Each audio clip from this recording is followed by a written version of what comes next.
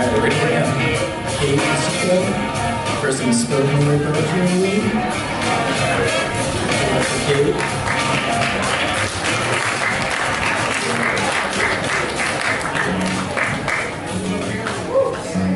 Hello.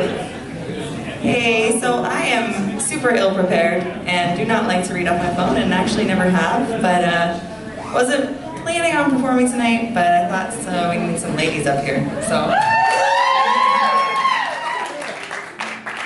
So the first poem I'm going to perform to, the first one I actually co-wrote with another woman who is extremely incredible, but she's not here tonight, so I'm just going to do my part.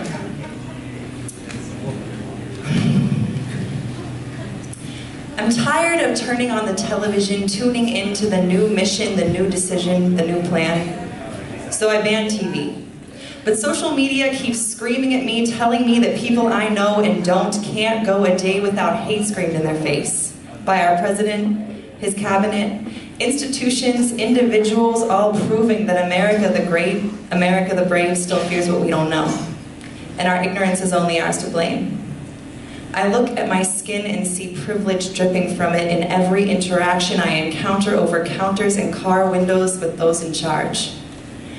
But I wash and step from shower stall, dripping water to hallway mirror, and while fog goes clearer, I clearly see while bare that fair complexion aside, my rights are still complex. Complex because my nudity reveals to me only one thing. Biology made me female.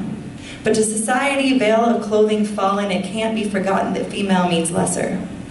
Lesser pay for the same damn work, lesser weight in what I say about flirtations making me uncomfortable, lesser strength in my muscles and apparently my brain.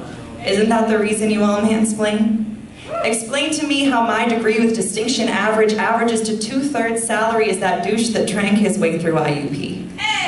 Or why, when I come forth for my worth, singled out and mingled by a man far too aggressive, I'm excessive and emotional, and well, the fabric wrapped around my body probably provoked it. This shit goes deeper as a queer female. Maybe not North America, but in far too many places I may be unable to marry. Too many glaring men making mention that they'd turn me as if it's not my decision. Less than 5 decades ago, homosexuality was still illegal. Police forcing themselves onto femmes and beating the brute out of butch. I've been told to know my rights, but at times I wonder what those are. You are the authority, so before you hear my story or the truth, you need no proof to threaten my job because robbing me my pay is just for having a girlfriend. We shouldn't have had to pretend, but we did until off campground. Word still got around and you frowned upon our privacy and felt the need to prevent us from speaking, or we, defeated, relinquished the right to compensation after 3 damn months in alienation, taking care of kids' lives day and night. Know my rights. Well, I know what they should be. Contingent upon what you feel is wrong or right. Contingent upon the strong, firm hand of this patriarchal, religion-based land that says one thing is mine but means quite another. Contingent upon how your parents raised you, what situations push-pulled and phased you. This isn't a phase or some craze that crazy women and queers adhere to in Gen Y. Why are they being called rights when you have the right to slight them whenever you please? Thank you.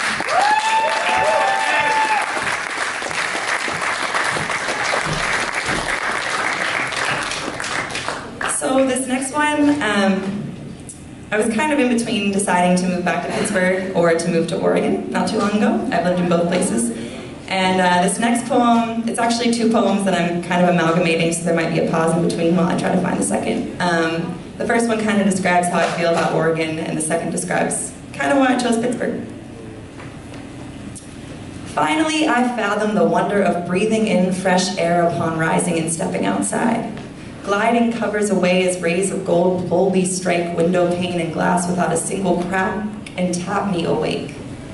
Pacing stairways to slide out the screen door and curl warm body around Orion. Nips and grits of teeth on thighs until eyes spy a glimpse of doe or deer in the neighbor's clearing. Breathing in what feels like my breath, and maybe recycled air from last cycle of caring here. My soul in oxygen form. Corporeal self meets spirit. I hear it in the wind and taste its calm on the tip of my tongue, which melts with sun down into my stomach. I've aged for this. And again, I remember what home truly means. Bed of coals, bed of moss. The rocks on which my industrial bed is built want to be burned, churned into action. My mind and passion flare to the political, to change as the coals char and flame, waning my creation toward movement and movements that fire. My words adjust with bustling winds and skins of tree peeling from madrones to reveal a surreal smooth. It calls feminine flow from my depths and slowness as the moss grows and pillows my fall much softer than the city dwelling. Comfort and cushion in the garden and hardening with time the minds of Steel City. Here I breathe. I widen my lungs. There I hold breath and open my eyes to the world beyond sight, past that which lands on lemon balm leaves below my feet and onto global smog. Man-made verse grazing on graceful woman's face. Yang and yin. I explore each world.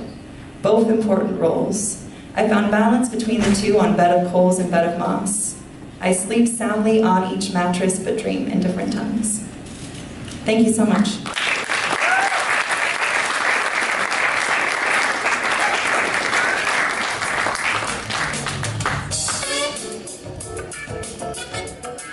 All right, give it up for Cait, yeah!